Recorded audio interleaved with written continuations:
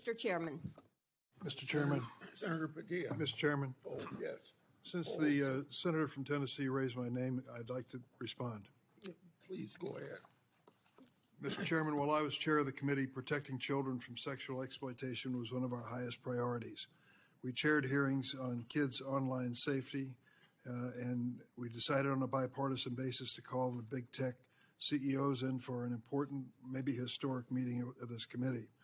Last year, the committee reported 6 bipartisan bills to help protect child safety online, including one of my own, Stop CSAM, and Senator Blackburn's Report Act. In the previous Congress, Senator Blackburn and I led legislation that was signed into law that eliminated statutes of limitation for federal civil suits by survivors of childhood sex abuse. I've worked to ensure the DOJ's unethical non-prosecution agreement with Jeffrey Epstein is investigated. As I've argued in this committee, my Inspector General Access Act would allow the Inspector General to investigate that. Yet, in 2023, I was falsely accused of preventing releasing the names of Jeffrey Epstein's network by Mr. Patel, when my Republican colleagues prevented Senator Blackburn from offering an amendment to the flight logs.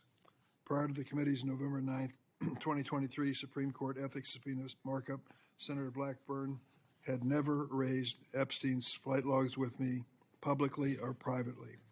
During the November 30th, 2023 Supreme Court ethics subpoena authorization markup, I tried to recognize her multiple times, but there was an effort to close down the committee before any further business went forward on the Republican side. Many Epstein records, including flight logs, have been public for years. My office subsequently reached out to hers to try to identify what record she was actually seeking. We did not receive a response. Mr. Chairman, if I may respond to Chairman Durbin.